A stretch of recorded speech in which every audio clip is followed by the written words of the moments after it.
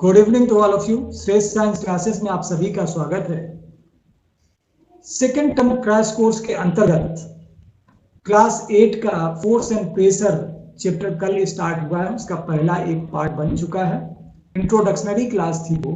जिन बच्चों ने वो क्लास नहीं देखी है, मिस कर गए हैं, वो तो चैनल में जाएंगे, वीडियो सेक्शन में जाके उसको सर्च करेंगे, फोर्स एंड प्रेशर पार्ट 1 वो मिल जाएगा आपको। आपके क्लास 8 के 2 चैप्टर पैरेलली चल रहे हैं। अभी साउंड चैप्टर के बिल्कुल एंड में है वो, उसका 1 या 2 पार्ट बाकी रह गया है। वो चैप्टर आपका चल रहा है, साथ साथ ये चैप्टर भी चल रहा है। फोर्स एंड प्रेशर कल स्टार्ट हुआ है, आज इसका सेकंड पार्ट आपके सामने है। हम इस पार्ट में, जो कल के पार्ट में हमने डिस्कस किया था, हमने फोर्स के बारे में, फोर्स को डिफाइन कर लिया था। हमने फोर्स के बारे में स्टडी किया कि फोर्स किस तरीके से इंटरेक्ट करता है। हमने ये जाना कि अगर किसी बॉडी में 2 ऐसे फोर्स हैं जो कि एक ही डायरेक्शन, सेम डायरेक्शन से लग रहे हैं, तो वो दोनों फोर्स क्या होते हैं, ऐड हो जाते हैं, सम हो जाते हैं। और हमने ये भी जाना कि अगर अपोजिट डायरेक्शन पे 2 फोर्स लग रहे हैं तो वो दोनों क्या होंगे, वो माइनस हो जाएंगे, वो घट जाते हैं। तो नेट जो फोर्स होगा वो पहले केस में जब बॉडी में सेम डायरेक्शन में फोर्स लगेगा तो प्लस हो जाएगा, F1 F2 और Fn निकल आएगा आपका, ठीक है।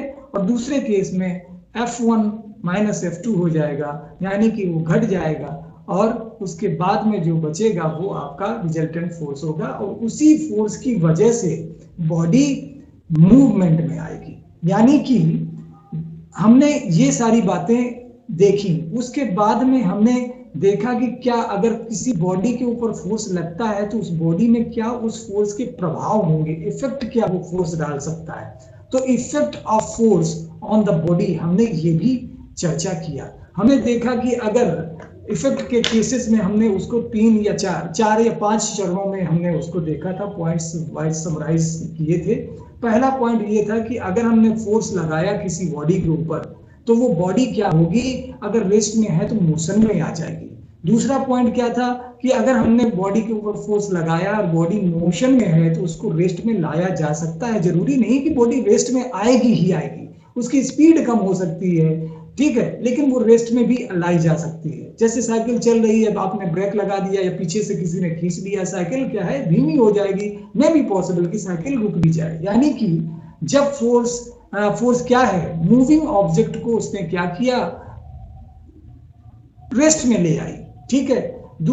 तीसरी बात क्या थी कि जब भी हम फोर्स लगाते हैं तो बॉडी क्या करेगी, उसके डायरेक्शन को बदल सकती है। किसके, बॉडी के डायरेक्शन को बदल सकती है। बॉल सीधे आ रहा था, बैट्समैन ने क्या किया, बॉल को, ये सारे डिस्कशन हो चुका है, हमने वो सारी चीजें उसमें डिटेल में स्टडी कर ली कि वो जैसे ही बैट से बॉल को पुश करेगा तो जिस डायरेक्शन पे वो पुश करेगा उसी डायरेक्शन पे वो सीधे डायरेक्शन से आने वाली बॉल उसी डायरेक्शन पे चली जाएगी जिस डायरेक्शन पे बॉल में पुशिंग की गई है बैट के द्वारा। यानी कि क्या हुआ कि डायरेक्शन चेंज हो गया, फोर्स अप्लाई किया गया और डायरेक्शन चेंज हो गया।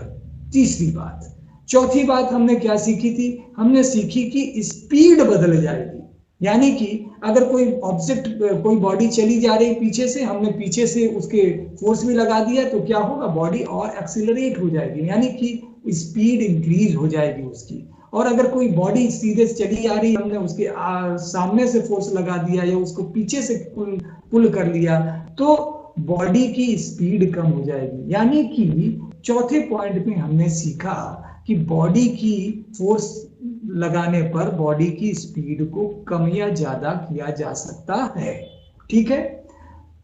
पांचवा पॉइंट क्या है, पांचवा पॉइंट, जब भी हम फोर्स लगाते हैं तो बॉडी क्या होगी, उसका शेप बदला जा सकता है। जैसे कोई बॉल है, प्लास्टिक बॉल, और वो प्लास्टिक बॉल जो बच्चे खेला करते हैं उसमें हवा भर लेते हैं और खेलते रहते हैं, फुटबॉल टाइप का बना लेते हैं। जो किड्स की बॉल होती है उनकी बात कर रहा हूँ, या फुटबॉल की बात कर लो, वॉलीबॉल की बात कर लो, उसमें हवा बढ़ी गई और वो एक शेप में आ गया। लेकिन जब आप फोर्स लगाओगे हाथ हथेलियों से तो वो पिचकने लगता है, यानी कि उसके शेप में डिस्टोर्शन हुआ। तो तो ये डिस्टॉर्शन जो शेप में हो रहा है, it is due to the force. तो फोर्स लगाने पे शेप को बदला जा सकता है, चेंज लाया जा सकता है। एक रबर बैंड थी, रबर बैंड को हमने स्ट्रेच कर लिया, रबर बैंड बढ़ गई, और जैसे ही फोर्स हमने हटा दिया, रबर बैंड फिर से अपनी जगह पहुंच गई। तो शेप और size on application of the force can be changed. तो ये सारी बातें हम लोग डिस्कस कर चुके थे। किसने किया था डिस्कस? हमने किया था कल की क्लास में। कल की क्लास हमारी इंट्रोडक्शनरी क्लास थी। किसकी थी? फोर्स और प्रेशर की। तो नेक्स्ट आज जो हम चर्चा करने जा रहे हैं वो टाइप्स ऑफ फोर्सेस चर्चा करेंगे।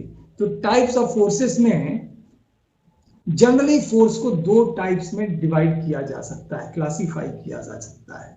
फोर्स के दो टाइप, एक तो कांटेक्ट और दूसरा नॉन कांटेक्ट। कांटेक्ट फोर्स ऐसा होगा जिसमें फिजिकल टच होना जरूरी है, यानी कि बॉडी दूसरी बॉडी पे फोर्स तभी लगा पाएगी जब उसको टच करेगी। Without touching the force can not be experienced by another body. ठीक है, और फोर्स लगाया अप्लाई भी नहीं किया जा सकता। ठीक, तो without the presence of without touching the body the force can not be applied. इस प्रकार का जो फोर्स है वो कैसा है? कॉन्टेक्ट फोर्स है, और जिसमें टचिंग करने की जरूरत ना पड़े लेकिन फिर भी फोर्स लग जाए, तो ऐसा फोर्स कैसा है? नॉन कॉन्टेक्ट फोर्स है। अब जिसमें टचिंग की जरूरत हो रही है वो कौन कौन से फोर्स हो सकते हैं भाई? जब भी हम कोई वस्तु, कोई भी ऑब्जेक्ट अगर हम उठाना चाहते हैं, सपोज दैट कि हम किसी बुक को उठाना चाहते हैं, तो बुक को तभी उठा पाएंगे जब हम उसको फिजिकली टच करेंगे, मतलब पकड़ेंगे और तब उसको पुल करेंगे, और वो बुक जो है उठ जाएगी। यानी कि you can displace the book by touching it. तो टच किया गया, तो ये किस प्रकार का हमारे द्वारा अप्लाई किया गया फोर्स कैसा है? मस्कुलर फोर्स है। तो मस्कुलर फोर्स कैसा है?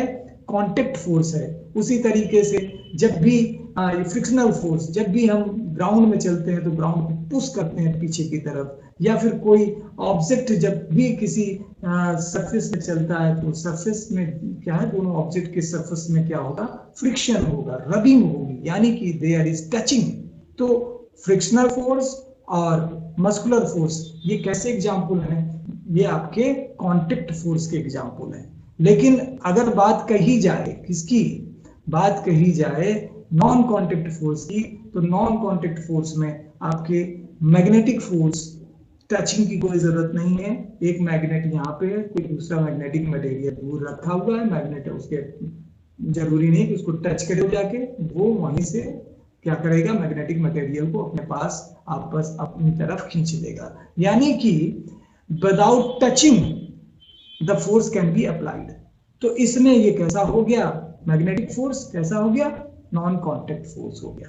उसी तरीके से इलेक्ट्रोस्टैटिक फोर्स, उसी तरीके से ग्रेविटेशनल फोर्स, है ना? तो ये कैसे हैं? नॉन कांटेक्ट फोर्स हैं। तो जनरली हम क्या करेंगे? फोर्स को क्लासिफाई करेंगे। टाइप्स ऑफ फोर्सेस में हम यही बातें पढ़ रहे हैं। यहाँ पे क्या पढ़ रहे हैं? टाइप्स ऑफ फोर्सेस में there are two main types of forces. जो फोर्स है एक्चुअली में दो प्रकार के हैं, कांटेक्ट फोर्स और दूसरा कैसा है? Non contact force.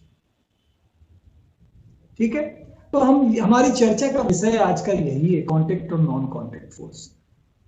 ठीक, तो कांटेक्ट फोर्स में हमने देखा क्या? हमने देखा मस्कुलर फोर्स।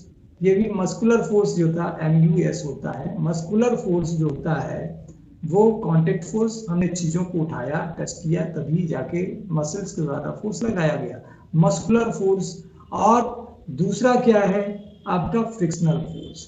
ये दोनों ही फ्रिक्शनल फोर्स, ये दोनों ही फोर्स कैसे हैं? कांटेक्ट फोर्स हैं। इसी तरीके से नॉन कांटेक्ट फोर्स, इसमें कोई फिजिकल कांटेक्ट की जरूरत नहीं, ऑब्जेक्ट को जरूरी नहीं है कि आप फिजिकली टच ही करें तभी फोर्स लगे। तो ये कौन से फोर्स हैं? ये आपके एग्जाम्पल के तौर पे आपका मैग्नेटिक फोर्स और दूसरा क्या है, इलेक्ट्रोस्टैटिक फोर्स।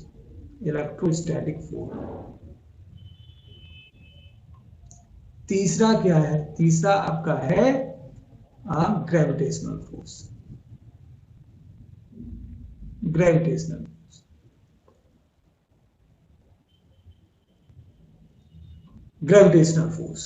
ग्रेविटेशनल फोर्स कौन सा फोर्स होता है, वह फोर्स जिस फोर्स के द्वारा अर्थ किसी भी ऑब्जेक्ट को अपनी तरफ खींचती है उसको ग्रेविटेशनल फोर्स कहा जाता है।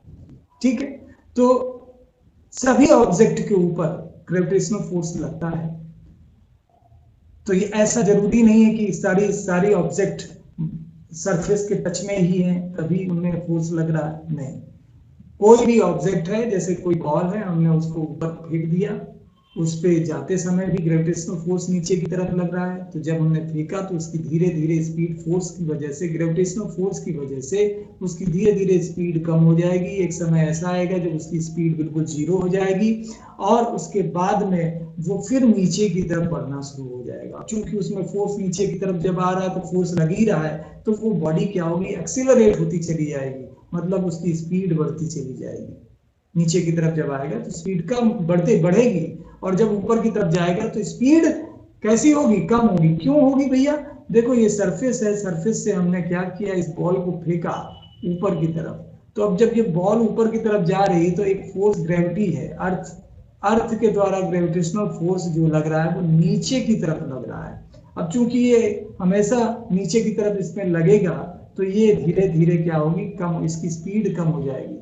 जब कोई इसको पुल कर रहा है अपनी तरफ, कौन कर रहा है, ग्रेविटेशनल फोर्स कर रहा है पुल, ठीक है, इस बॉडी को अपनी तरफ, इसलिए इसकी स्पीड धीरे धीरे कम हो जाएगी। एक समय आएगा जब इसकी स्पीड बिल्कुल यहाँ पे जीरो हो जाएगी, फिर ये बॉडी नीचे की तरफ आना शुरू होगा। लेकिन जिस समय ये नीचे की तरफ आ रहा है उस समय ये एफ भी नीचे लग रहा होगा, इसलिए ये क्या है, ये इसकी स्पीड यहाँ ज्यादा, तो यहाँ पे स्पीड आते समय जो है स्पीड इसकी बहुत ज्यादा है। इस प्रकार की एरो का मतलब हो गया, ऊपर की तरफ 3 एरो लगा दी ज्यादा, और एस के साथ हमने क्या है, स्पीड कम होती चली जा रही है, इसमें कम होती चली जा रही है, इसमें स्पीड बढ़ती जा रही है। नीचे की तरफ एरो का मतलब कम होती जा रही है और ऊपर की तरफ एरो का मतलब बढ़ती जा रही है, क्वांटिटी बढ़ती जा रही है, स्पीड बढ़ती जा रही है। तो ये आपने इसके केस में देखा कि इस बॉल के ऊपर ग्रेविटेशनल फोर्स लग रहा है, जबकि ये बॉल जो है वो अर्थ सरफेस के किसी भी टच में नहीं है, ठीक है, टच में नहीं है।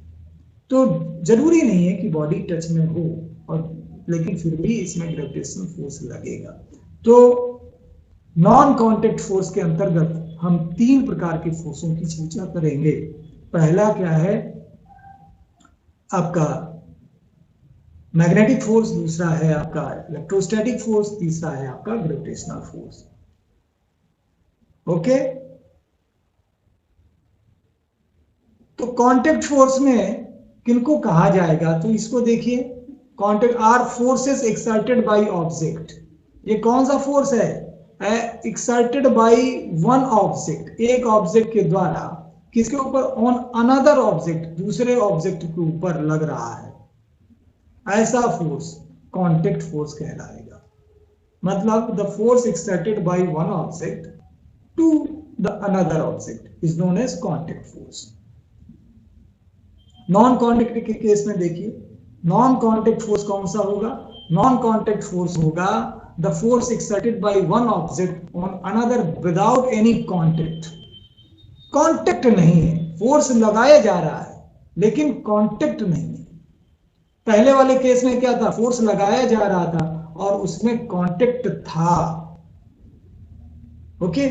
लेकिन इसमें क्या है, फोर्स लगाया जा रहा है पहली बॉडी के द्वारा दूसरी बॉडी के ऊपर, लेकिन कांटेक्ट नहीं है।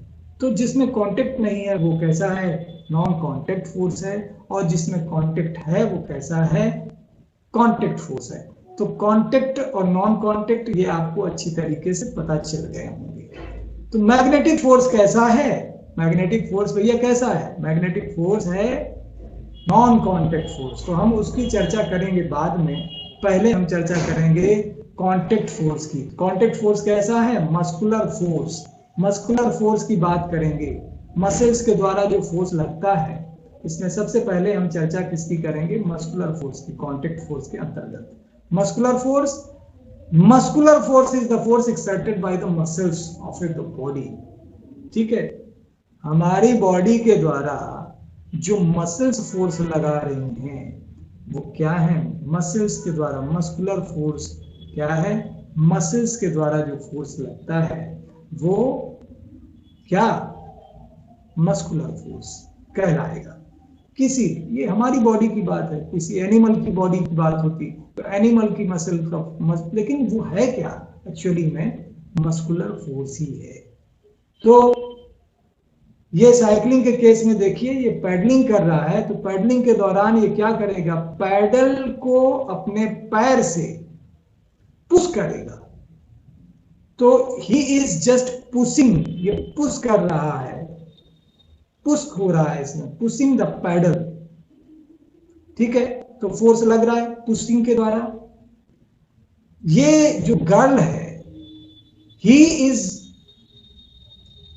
हाई जंपिंग, हाई जंप कर रही है। तो जिस समय हाई जंप करते के लिए ये उछलेगी, उसी समय हाई जंप करेगी, उसी समय ग्राउंड को ये पुश करती है तेजी के साथ और ये ऊपर की तरफ बढ़ जाती है। तो ग्राउंड को इसने क्या किया है? पैरों से ग्राउंड को पुश किया है, ग्राउंड को पुश किया गया है। तो यहां पे भी क्या हुआ है? पुशिंग हुई। ठीक है, ग्राउंड पुश किया गया है। इन दो केसेस में देखिए, ये हॉर्सेस हैं, हॉर्सेस को बुलक कार्ड, ये बुलक कार्ड नहीं कहेंगे, हॉर्स कार्ड कहेंगे। ठीक है, बुलक कार्ड होती है जिसमें बुल खींचते हैं, इसमें क्या है? कार्ड है और हॉर्स है। तो हॉर्स के द्वारा क्या किया गया? हॉर्स के द्वारा कार्ड को खींचा गया है अपनी तरफ। कार्ड को जब कार्ड को खींचा यानी कि पुल किया गया है, यानी कि फोर्स अप्लाई किया गया है। कौन सा फोर्स? Muscular force. किसके द्वारा? हॉर्स के द्वारा। ठीक, ये कैमल कार्ड है, कैमल ऊंट, ऊंट भी क्या कर रहा है? इस कार्ड को पुल कर रहा है। तो यहाँ पे कैमल के मस्कुलर फोर्स लग रहा है, यहाँ पे हॉर्स का मस्कुलर फोर्स लग रहा है, यहाँ पे इस लड़की का मस्कुलर फोर्स लग रहा है, यहाँ इस लड़के का मस्कुलर फोर्स लग रहा है। इन दोनों केसेस में they are pushing the ground and the pedal. Cycle के केस में ये पुशिंग कर किसको कर रहा है? पैडल को कर रहा है। ये लड़की क्या कर रही है? पुश कर रही है। किसको भैया? ये ग्राउंड को पुश कर रही है। और ये इस वाले केस में ये जो हॉर्सेस हैं, हॉर्स क्या कर रहे हैं? पुल कर रहे हैं कार्ड को। ओके, और कैमल भी क्या है? वो कार्ड को पुल कर रहा है। तो आज हम मस्कुलर फोर्स को ही समझेंगे, कल फ्रिक्शन फोर्स की चर्चा करेंगे। तो आज के लिए इतना काफी है। कल हम लोग इस क्लास को आगे की तरफ लेके जाएंगे। तब तक के लिए आप सभी का दिन मंगलमय हो। श्रेष्ठ साइंस क्लासेस से जुड़े रहने के लिए आप सभी का धन्यवाद। चैनल को सब्सक्राइब करना नहीं भूलिए, सब्सक्राइब कीजिए चैनल को। आपको रेगुलर वे में क्लासेस लगती रहेंगी आपकी। ये अभी दीपावली का जो समय चल रहा है, इसमें थोड़ा सा डिस्टरबेंस हुआ है, लेकिन आप ये मान के चलिए कि आपको डेली एक क्लास आपके सब्जेक्ट से रिलेटेड, और जैसा कि हमने आपको बताया कि सेकंड क्रैश कोर्स है सेकंड टर्म का, तो इसमें आपके जो भी चैप्टर हैं वो कंप्लीट ही किए जाएंगे। ये पूरा पूर्ण रूप से कंप्लीट होना है और समय रहते कंप्लीट होना है, इसलिए इसको आप ज़्यादा से ज़्यादा शेयर कीजिए, ज़्यादा से ज़्यादा लोग इसका लाभ उठा पाएँ, व्यूअर्स बढ़े, हमारी एनर्जी बढ़े और हम आपके लिए बेहतर काम करें। देखिए, एक हाथ से लेना है तो दूसरे हाथ से देना है। देने के लिए मैं और कुछ नहीं कह रहा हूं, आप सिर्फ शेयर कीजिए। Only you have to share the videos. Okay, तो आप सभी लोगों का दिन मंगलमय हो। धन्यवाद।